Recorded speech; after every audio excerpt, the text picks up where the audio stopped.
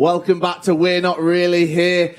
You can breathe. Like all of us here in the studio, you can finally breathe. My name's Kyle Walker. I'm joined by Nedum, Onuoha and Paul Dickov as well. And let's talk about the second half. Let's talk about the final few moments of that second half. I mean, 3-1 Manchester City going through into the fifth round of the FA Cup. Never in doubt, Nedum. Yeah, it was never in doubt at all. No, in all seriousness, I think from the moment that Cheltenham took the lead, you can't help but just feel anxious, even though you trust in City and you believe in what they're trying to do. The fact is, Cheltenham were a very committed side. They didn't look like they were going to budge at all.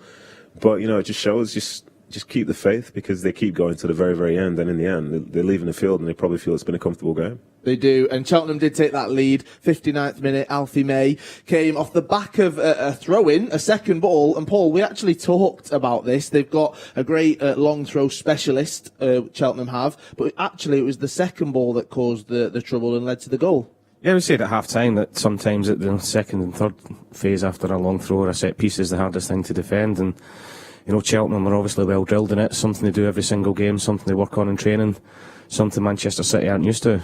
Sort of won the first header-ish, although it took a deflection, and then, the two at the back post have sort of switched off a little bit. But you can tell the position of the Cheltenham players that's what they were ready for. And, I think before we go on and talk about the result and get into the next round, I think we've got to give Cheltenham a lot of credit. Right up until the very end, they battled away. They held their own for long periods in the game, as much as Manchester City were dominant within it. But no, it just shows you that lower down the leagues, there's a lot of commitment there from players, and I thought they were fantastic. They continue to withstand all of that pressure that came before and after the goal, because as soon as we went 1-0 down, you could see that the Manchester City players, they upped the gear in a way. They actually put more in, and it felt like they were creating more and more chances. But Cheltenham, they held their own.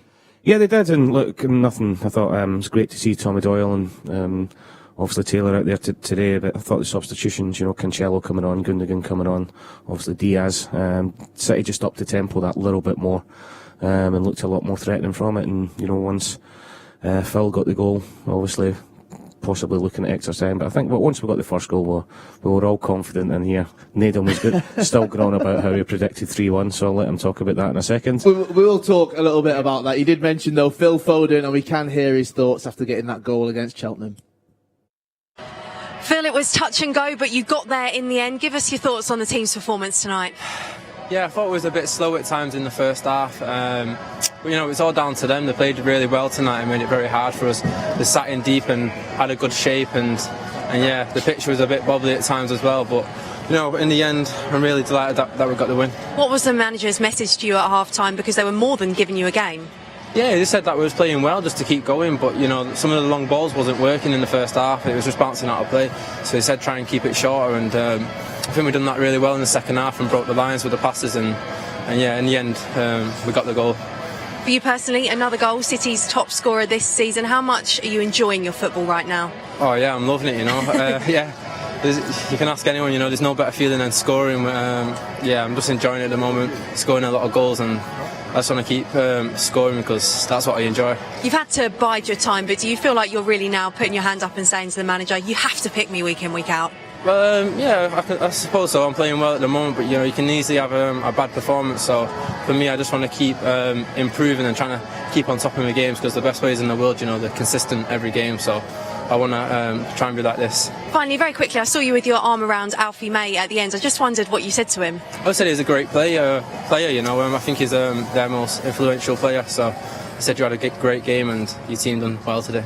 Well, brilliant. Well, Phil, we really enjoyed that. Thanks for your time. Thank you. Phil Foden there sharing his thoughts after getting that goal. The Stockport Iniesta, he did save the day, made it 1-1. He did equalise on his 50th start for Manchester City and his 99th appearance overall at such a young age. He seems to be growing into this key player, Nedum, that Kelly said it there, who was reporting and interviewing.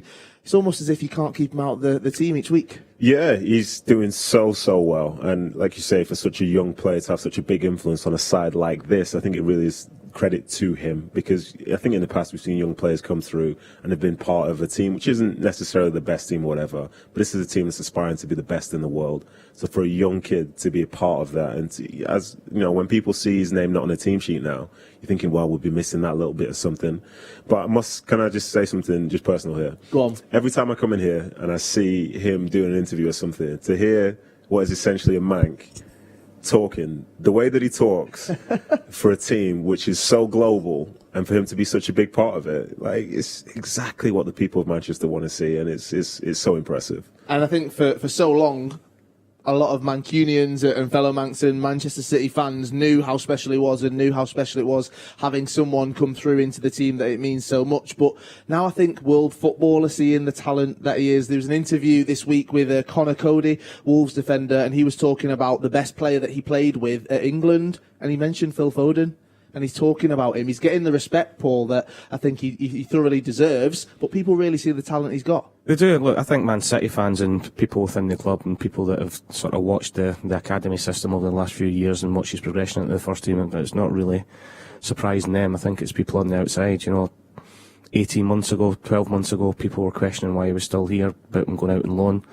I think the club and coaching staff have got to take a lot of credit for how they've managed him, but I think Phil's got to take even more credit for how he's been patient about it, constantly works. I loved that interview there. It was so humble, and he just sort of chucked in about the best players in the world doing it consistently, and that's where he wants to go. He's obviously loves playing football, obviously loves Manchester City, but he's now regarding himself as up there with the elite players, as we all know. Yeah, I think for me, it's very easy to believe in your own hype, but he seems like somebody who's not doing that, and he's constantly working to get better. And I think that's probably why a lot of people see a very big future for him. And look, next couple of weeks we're going to be without Kevin De Bruyne. And the way that people might say it was against Cheltenham in League 2, but you're on the show tonight. Everything about that was good about Manchester City tonight was about Phil Foden, whether it be through balls, whether it was driving at people, whether it was little one-touch passes, whether it was pressing. That was all about him. And he's going to be huge for us in the next few weeks. I think he is going to be vital over the next few games. Now I'm going to mention this at 180. Yes, there were exactly 180 seconds between Phil Foden equalising and Gabriel Jesus giving Man City the lead against Cheltenham.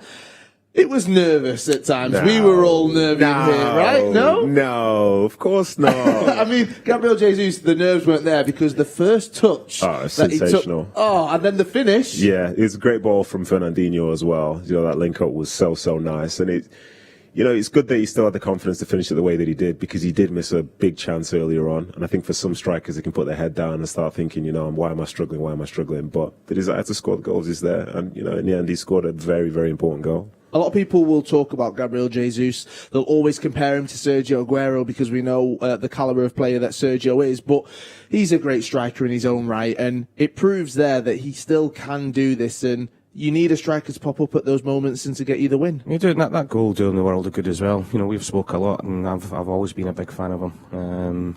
About how he conducts himself, when he's out the team, or whether he comes off the bench, whether he starts in place of Aguero. It's difficult for him because everybody expects him to be Sergio Aguero, and Sergio Aguero is the greatest goal scorer we've had at the club. He offers something different.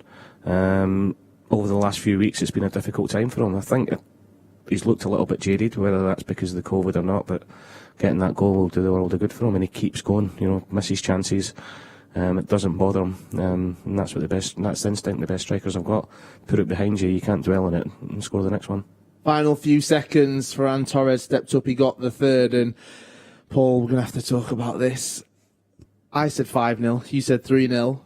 What did I say? I don't remember. What did I say? There must be some footage somewhere. What did I say? You said 3-1. Oh! Do you know what's bigger as well? I didn't say it at the time because I thought it might sound crazy here. I was going to say Cheltenham would score first, but I thought it would just be earlier in the game. And from a long throw, and from a second face. Do you know what I mean? Yeah, I knew Alfie was going to come through and all that stuff. But no, it was one of those things where I just felt the way that Cheltenham were as a team, they've got nothing to lose, so the commitment to score will be greater than, say, on any other given day. And the throwing situation, as we talk about with long throws, it's not necessarily the first ball, it's the second one, the third ball. And the bane of sort of just why I choose to be a defender full stop is it's very hard to both look at the ball and look at a man. And at some point, you'll commit to looking at the ball. And the moment you look at the ball is when that man can disappear. So to see May come in and do what he did, like it's frustrating as a defender because you know you should have done better. But it's just human instinct sometimes to look at the ball.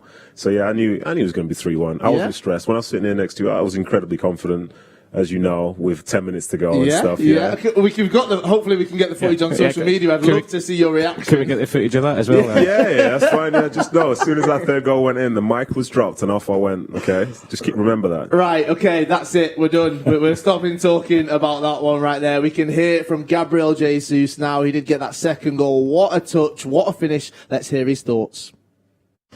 Gabriel, you did it the hard way, but you got there in the end. How tough a cup tie was that for you? A long time I don't did this, you know. When I was young, all the time I have to get a bus like for 10-12 hours to play football. So that means like it's okay for me, for everybody. I think, you know, we have to come to play and try to win. They play good, you know. We know it's gonna be difficult for us because they have power throwing, free kicks, corner, everything is difficult. But yeah, they try, we try, and they win the game. Did they surprise you a little bit with just how strong and how good they were at times? Yeah, they are so good on this, but sometimes, you know, you have to suffer to come to try to work hard and come back stronger like we did. For you personally, another goal, how important is it to be able to show Pep at the moment that you can be amongst the goals, especially with Sergio out? So I come back from the COVID, you know. This season is not easy for me. It's difficult because in the first game of the season I get an injury, so was shit for me, you know.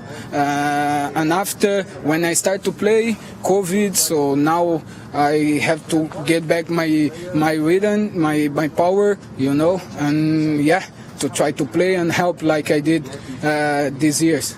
Well, it's brilliant to see you back scoring. Thanks for your time. Thank you so much. Michael Duff. We do just have to apologise for any bad language you will have heard there from Gabriel Jesus. He's obviously very happy and elated with getting that second goal right there. Paul, talking about Gabriel Jesus, talking about that question that was posed to him, he's always going to be, we've mentioned it, kind of compared to Sergio Aguero, but this is such a huge opportunity for him now, not to put those kind of doubters or anyone to bed or anything, but just to showcase what he's got. What a great interview. Yeah. No, look, I say it all along, he keeps getting compared, or he will do, with Sergio, because obviously both number 9s, both centre forwards, but he brings a lot more to the game. You know, I think it was last season Pep said he was, as in defending from the front, he was the best number 9 that he thought in the world, and that's what he gives the team, and he always chips in the goals, you know. His goals to minutes record when he actually plays is very, very good, and that goal will do him the world of good tonight. Also, lots of respect was paid to Cheltenham. He seemed a little bit shocked at how good of a team they were, how strong they were, and how difficult they were going to make it. Listen, that strength he's talking about is a long throw in England on a windy day, and you've got to be committed. That's the thing, and you don't necessarily come up against that on a week-to-week basis at the highest level. But the fact is, if you want to go far in this game, you have to be able to adapt. And I think overall they managed to do that, because this is a game where some people would have said as soon as it went 1-0, City are probably going to crumble because they're going to have to defend so many long throw-ins. But barring that one particular one that led to the goal, I thought they did well. They did indeed. Right, Nedum, it's time for double or nothing, all right? The mystery blue. You think you know who it is. You got the prediction right. So I'm going to give you the chance to get them both right. Two separate worlds, my friend. Two separate worlds. So we believe. Okay. We believe. Both of you believe it's someone. I think we're going to see who it could be. We're going to talk. Let's talk over it. Let's talk about who. Okay. No, you guess. Go on. Okay. So we believe it's the Kaiser Didi Hamann. Okay.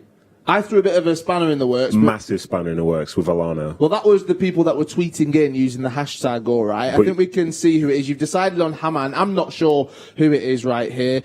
Is it double or nothing? Is it double or quits? Let's see who our mystery blue is. Oh! No! I'm not happy with this. I'm not happy with this. Can we just see the I'm not happy picture with this. of Alano once again? Because I'm not happy with this. I can't remember Alano with braids. I can't remember. So it's a deep fake or whatever, then it's not real? I mean, It's not real? Are they braids? I think they are braids right there. You thought he had an Under Armour on. You said he never played in a long sleeve top. But then when I thought his posture looks a bit different. And I look at it, what am I doing? That shocked me, Seriously, that. what am I doing? I mean, that takes away from the prediction for me. I'm not going to lie. You might have got the prediction right, but you got that one horribly wrong. And what did you get right today? I knew it was Alano. You were right, then you're going to be wrong. You were right, you were going to be wrong, my friend. All right, looking ahead, back into Premier League action on Tuesday night, I think it is. And it's just non-stop, Paul. We've talked about this. We know how busy the schedule is, but you've got, 48 hours, 72 hours? You've got to rest, you've got to recover, and you've got to go again. Yeah, but they'll be up for it. 10 changes today. I'm pretty sure there'll be a lot of changes on Tuesday night at West Brom, and players will be fresh. But flying, winning games left, right, and centre on a fantastic run. Going to West Brom, be expected to win again, like we were today, like we were last week, and continue the run that we're on at the minute, and really, really put the pressure on at the top. We've heard from Phil Foden. We've heard from Gabriel Jesus. Let's hear from the manager, Pep Guardiola. Pep, big smiles there at the end as you celebrated those goals. How pleased are you with the way your team fought back to win that? Yeah, tough game. We knew it. So big compliment for our opponent. So we knew it. So FA Cup, that's why it's so special. This game in Etihad Stadium is completely different. Here is so tough. We were lucky without the spectators. No, I would prefer, but for them would have been a big boost, and now we come back. So quite similar to the game against Brighton. Like we fought a lot to win today again. It's our 10th victory in a row. So yeah, that's good. What does that say about the spirit in your group when things maybe aren't going as you wanted to on the pitch? They still find a way to win at the moment. I didn't have regret even when we were losing 1-0. So we have 3 or 4 clear chances in the beginning, the first minute, and clear chances to score. These kind of games when you can take advantage 1 or 2, they have to open a little bit more. You have more spaces between the lines. You can arrive better to our wingers. Would have been easier. But when they take advantage, it's always complicated. We scored 1-1. I think 10 minutes left. So the game was tight, and but again, we came here again with incredible humility, knowing how tough it would be, for respect for our opponent, and the rest, the quality, to make the difference. You'll have known that long throws were something that they like to utilise, but it did look like you took a bit of issue with their goal. Did you have a problem with it?